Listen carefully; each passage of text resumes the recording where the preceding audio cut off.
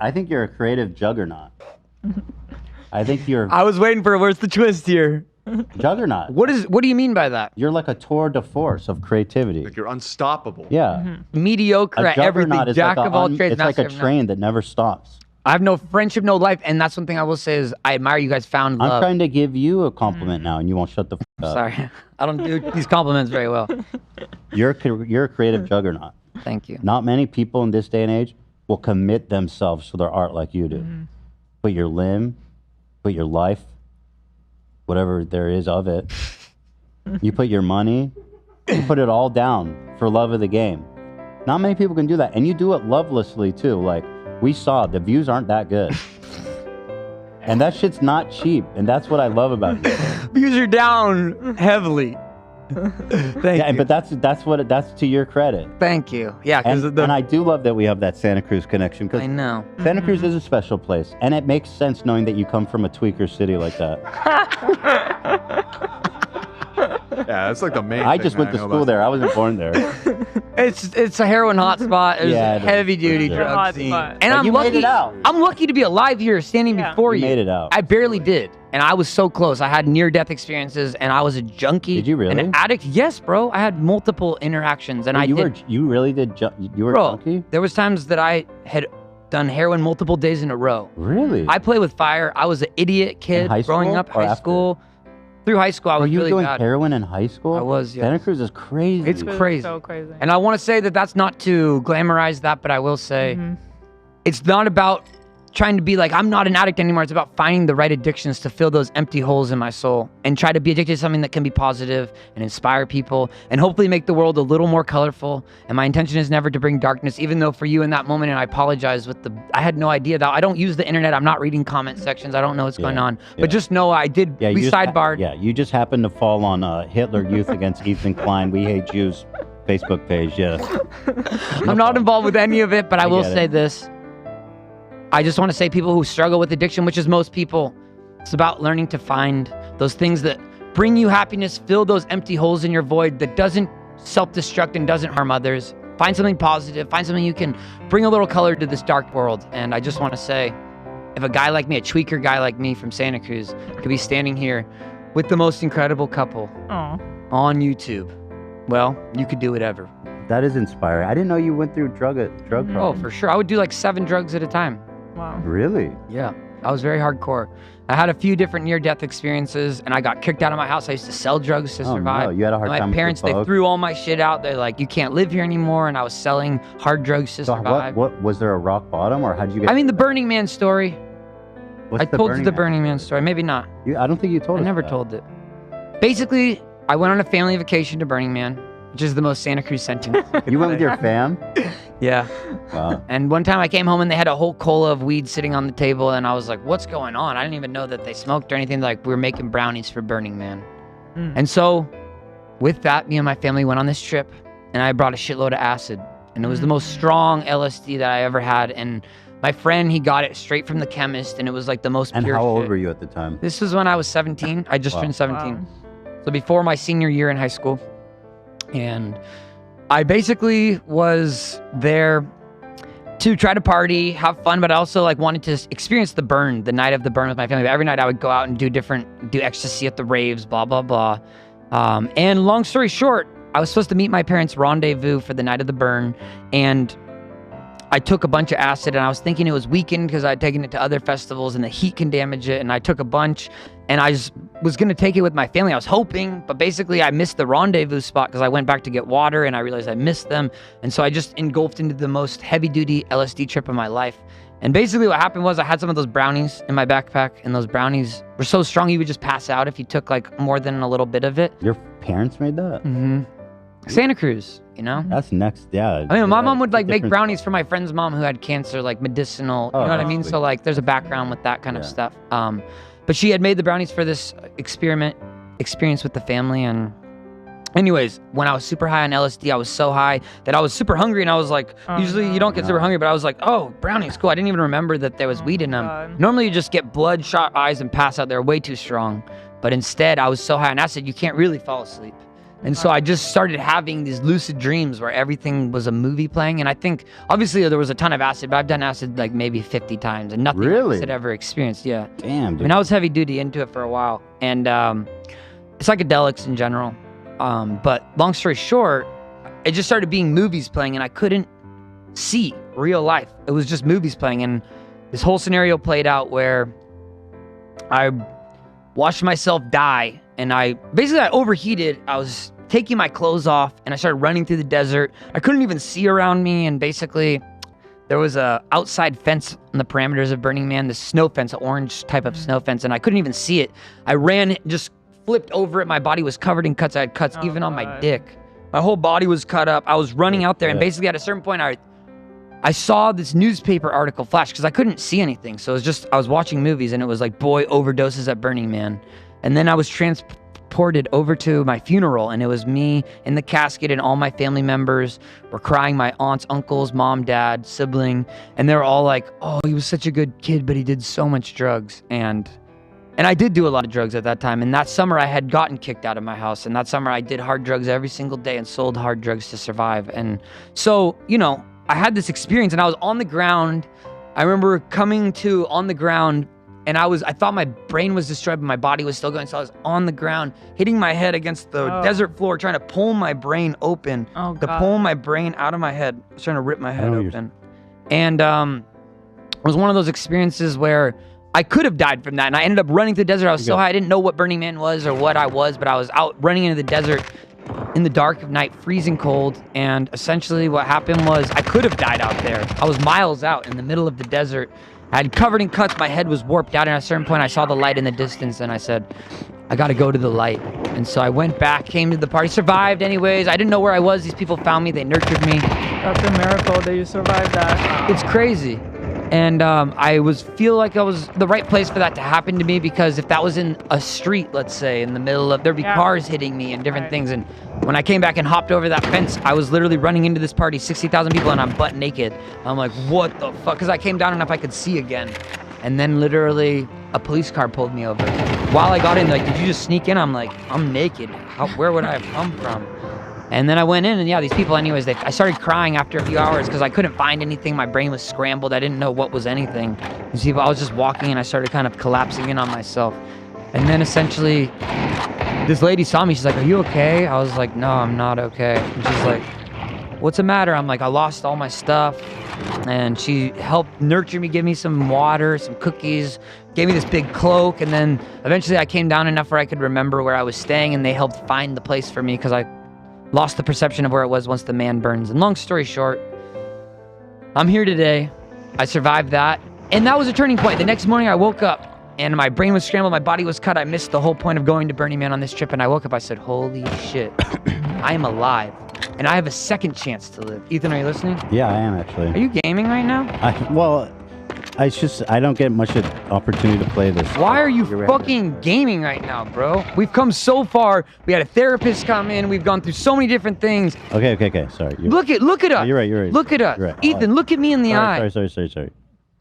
I'm listening. You had a second lease on life. I woke up with a second chance, and what did I do? It wasn't about saying I'm not going to be an addict. What I did is I filled my addiction with something else. I became addicted to making art and music, and I already did that, but I poured everything in. Did you know I smoked crack one time? Yeah, I heard the story. Okay. You're the guy who smoked crack one time and then... And didn't feel it. Yeah, he didn't feel it. Didn't count. But I will say this, Ethan. Have you tried crack? I'm not going to get into that. No, I never did crack. I smoked a lot of cocaine before, but it's not the same. It's not free. Close, right? I don't know. I'm not sure. But anyways, you and I, Ethan, we're not so different. And Gila, you and I, we're actually not so different. That's true. And I want to say this. I love appreciate your passion for your art. Thank you. I really... And I admire the same about you. And I'm so impressed, and Teddy Fresh has inspired me to want to make ABC, Alien Boy Clothing. And I want to say this, you guys both inspire me a lot. With your incredible talent, and Ethan, you've got her. She's very special. Yeah. Thank you.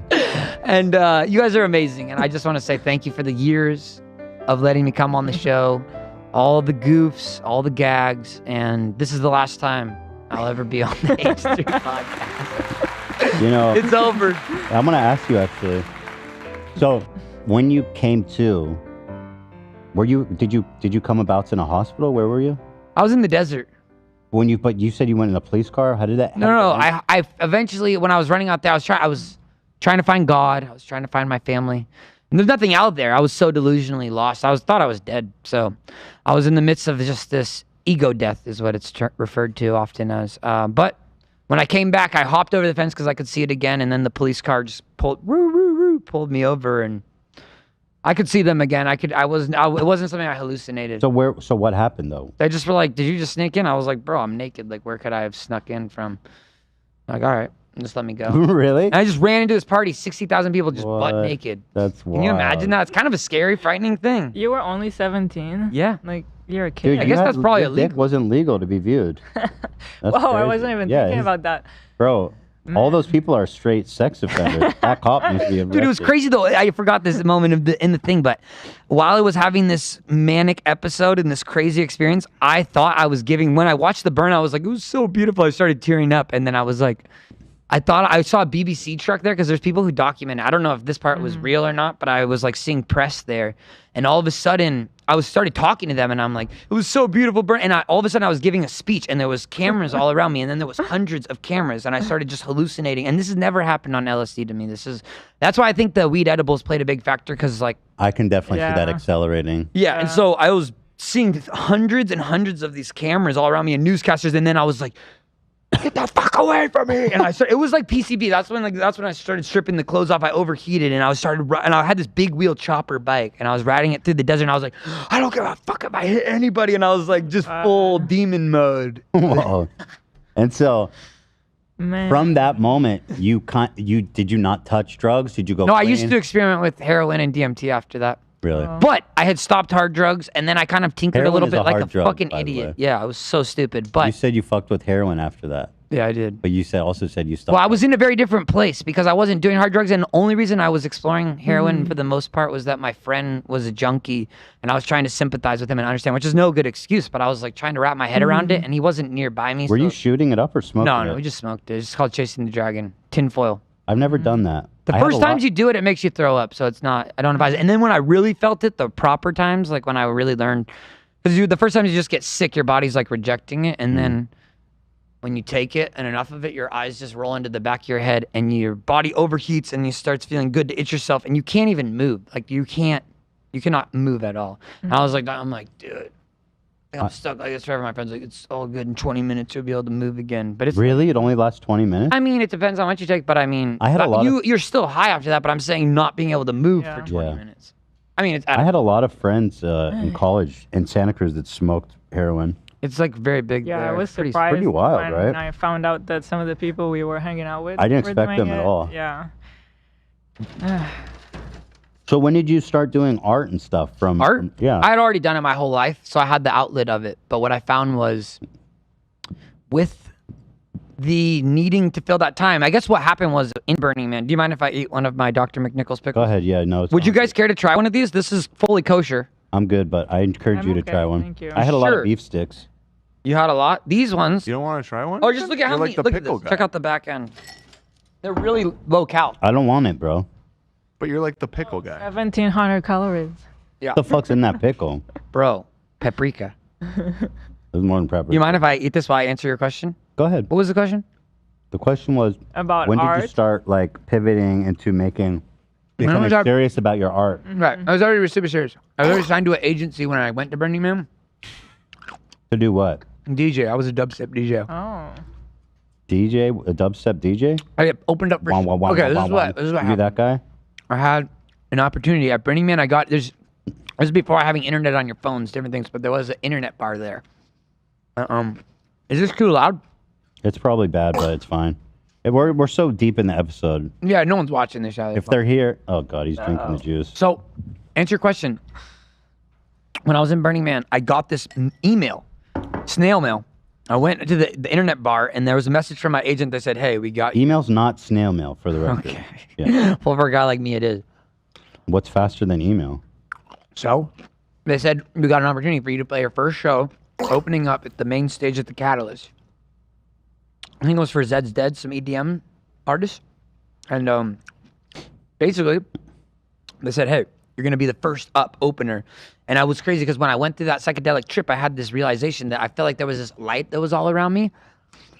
And when I went through the psychedelic trip, I watched myself play from my childhood and this light around me and people believed in me to being an old, weathered out skeleton, man. I watched my whole life play out as a drug addict, what it would have looked like. That was how I interpreted it, because at the beginning I had this cheetah shirt on, and my dad, when I used to race bikes, he'd be like, you're fast like a cheetah.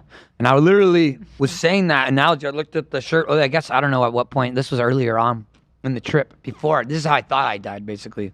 And I watched my life play out to this old skeleton man where I was in the darkness and there was no one that believed in me anymore. And it was just me by myself. I what's pushed everyone crazy? away. It's crazy. Because there are a lot of like addicts on the street who are like super interesting, creative, strange people. I feel like, you could have been one of those people. Easily. They've recognized that addiction is a disease now. Right. I'm not Yeah, sure where you you can't guys blame sit on people. that. Yeah. But for me personally, it's certainly been something I've struggled with, and tends to run in families, and you start to see some people aren't as prone to addiction. Like Ethan, you smoked crack once. Yeah, and exactly. I mean, you didn't become an addict. Some people smoke crack once and then they're hooked for the rest of their life, Mm-hmm. But I don't even think what you smoked was crack. It was crack. I watched him cook it. No, I'm just joking. I'm just making. I was there. I watched him cook it, bro. He had like a penny, because you need like copper or something. He's like, interesting. he's a good dude. But yeah, The guy I'm who smoked me so who baked me happy crack to was reach a a point nice where guy. I don't need substance to feel happy, That's And I think with the making of this album, I had such a blossom as an artist, but more importantly as a person. Oh, And- can I say honestly? Yeah. I think it's your best work. Stop. You're The just saying music that is 'cause the good. cameras are rolling. No, I would be super mean if the cameras were on. No, Wait till we cut this off. This is over, right? the album was great. I really think everyone should go listen to it. Check it out. It's really good. Very fun. I put my heart and soul into it. I made it for 3 years, and in that process, I had fully stripped away all addictions. And at that time, I was kind of in a crazier time in my life. I'm not going to get into the specifics of it, but I was kind of getting more wild. I was living the rock star life, and in that process, I stopped weed 3 years ago. In the midst, right around the time when I stopped this, and I stopped alcohol 2 years ago, and I stopped nicotine and all. You're out right now? Totally sober? Remember when we were with Post Malone, chain smoking packs of cigarettes? Yeah. Like those days are over. So you're Are you totally sober now. I drink coffee, Wow, good for you. Pretty That's really addicted to good. coffee, but I'm. Thank you. Nothing wrong with coffee. No, but I will say this. It's a journey, and we're always learning, and we're constantly evolving, but it's like trying to figure out what works for us, what doesn't, and I've been really focused on, like, how do I take care of my vessel? How do I Yeah. Good try for to you. maintain this as our one body? And I know it's the corniest shit, but it's like, Ethan, I'm so proud of you for how Thanks, far bro. you've come in That's your what journey. that's what I had too. I was getting to the point where I know I was getting big. It's crazy when I look back from a year ago how I was bigger even than I remember. You even hate yourself more, you eat more, Yeah. people talk shit about you, and you like, Yeah. And it's an addiction. it's an just like addiction. Sugar drugs, is crazy. But I knew Like, that that's why I drink slime. There's no sugar in this. right. I knew I was gonna die if I didn't stop. That's so crazy that you could say that. And then when we found out about Shredder's condition, Oh, that fucked me up. it also clicked for you, right? Because I You said felt like that we were was, both dying at this. Oh, and I thought I had like lupus and shit. And so much about like his diet matters, and it just makes you realize, like you're saying, you got to take care of your vessel. It kind of fucked me up because I saw us like both dying at the same time, and it was really That's so Weird. scary. You actually had like a vision of yourself dying? no. I just knew, I knew I was gonna die if Yeah. I didn't stop. Like I was. And you gonna have live kids, you have a family, a beautiful Yeah. wife. You're going to throw it all away? No, I want to live as long as possible. I got, you know what I mean. You can. Right. So, You've made such big headway, so kudos to you, man. I'm proud of both of us. but it also scares me like what happened with Shredder. He was so young, and it just sucks, man. That sometimes people Yeah. just fucking die. That's the thing. I Just spent so much thought. of my life trying to understand death and make art about death because it's such a heavy duty thing that we can't understand. And in the West, we don't really deal with death well. Right. We when totally- somebody or something, I don't know, is gone. It's like, now what? It's so weird. We like, We don't deal with don't death. talk about we it. talk it. We push it away. It happens in weird places. We don't look at it. We don't talk about it. well, the thing is, we go to the funeral and then we never really want to speak about it again. Or we'll still remember the person, but in the East, and not everywhere in the East, but certain Eastern cultures, like people who practice Buddhism, a lot of their life is training for death. So it's actually like the exact opposite. So it's very interesting, but from a Western lens for me, I've spent so much of my life trying to make art around death and explore these concepts that are so, because I lost, I became a drug addict after my cousin died when I was in middle school. That was when I was like, my friends would smoke weed and I'd be like, I don't want any part of this. Like I was like goody two shoes. I'm like, no way. I would smoke lavender with them. I had Post-it notes when I was younger than that. So obviously there were some signs. But when they brought out the weed, I was like, no way, Jose. Like, I'm not about that. I learned good. How'd your cousin die? He died from spiral meningitis. And he was my age. He was like basically 8 months older than me or something. But he was my closest cousin. Like he lived over the hill. And he was a very close friend. And that summer we took him to Mexico. It was the first time him and his parents and stuff had ever left America. And we went on this trip. And his name was Wayne. Wayne Paul Green. And yeah, me and him were very close. And it was just wild. It really fucked me up because he just one day went on a trip to Disneyland. And then he went also into some swimming thing. And he played with some puppies. I don't know exactly how he got it, but it's like rapid bacterial infection, I believe. And it like eats away at your spine. It's all normal I know. And dude, he literally, within like 48 hours, he was brain dead. No way. He just like had like his ear was like messed up. And then all of a sudden it was so rapid that like, basically his mom took him to the hospital. He was already basically brain dead by the time he got to the hospital or something. And I went to, and then my dad was like, yo, things are really serious. Like you have to go say goodbye to him. Wow. That's shocking. And that like, and my dad told me later, he's like, my sister said, not Wayne's mom, but he was saying his sister was like, you shouldn't do that. And my dad was like, no, they need to experience this. And my dad was always that way, in the sense that is like, this is real life and he should have the opportunity to say goodbye to this person, which I actually looking He did back, the right thing. I feel it was. But my dad also, he believed that style. And I think it was a smart way. Like when I went to Greece when I was 4 years old, my dad was like, you eat meat, you got to see how the goats die. And I watched them like kill the goats because he was like, you have to see what it is to eat meat. And that's just like, he grew up with ranch and farmers and this is the shit. That's I think that's it is. good. I think it's the right way to be able to be like, hey, you're going to eat meat. At least know what the hell's going on here. This doesn't just come from magic. Cutting back though, I went to the hospital. I don't think I've ever spoken about this before, but I went to visit him in the hospital. It was like the most traumatic experience of my life. I think I was in 7th grade or something, pretty much just a little bit older than Oliver Jr. Imagine Oliver Jr. 2 more years older. And I go to the hospital to see my cousin, and he's just attached to all these tubes running through. He's literally plugged up to this machine, and he looks beautiful. He looks like he's just fully asleep. He looks healthy. And everyone's just crying, and our other cousin was a little bit older than us. She was like, you guys were partners in crime, blah, blah. And I was like, you're so strong, Wayne. I was like by myself with them. I was like, you're going to make it through this, man. We got to go do so much more. Like, this is not it. And I was just, and I was like kind of like making my peace with it as well and being like, I love you so much. Like trying to, give him encouragement. Obviously, he wasn't really there at that point anymore. But like, it was after that point, that's when I became like, oh, wow. Like, I was like, you know what my mindset was? It was like, I could die at any second. Because like, I'm probably like 9. I don't know what middle school is, 7th grade, maybe 9 years old, maybe 10 years old. I don't know if it's older, maybe 11 or something. But like, I'm like, I could die at any second. Talking about Shredder, it's like, you could die at any second. So I was like, well, I want to see what this world has to offer. And that was almost, I think, an excuse that I made to be like, yeah, it's all good to try that. And then I realized like I was kind of like escaping and trying to escape that pain. And that same year, my grandpa died. And the same year, another uncle died. And so it was like a situation where there was a lot of death. And going back to what we were speaking earlier, it's just like so much of my life has been trying to process death and understand it and prepare myself from the Western lens, It's like, excuse me. Especially when it's like something so Shout out unfair. Shout out Wayne. What did you say? Like your cousin, it's just so unfair. Right. How do you deal with It that? does feel unfair. That's like, it's hard to stomach it. I know fairness is like an invented concept, right? Like I think life is inherently unfair. There's no rules. But it's hard to get through that feeling of like, just, it's so fucking unfair, like why did this beautiful young, person have to fucking do that? Why? What kind of world is this? Like why do 5-year-old kids get leukemia? Why? Right. So hard to wrap your head around any of it. Yeah.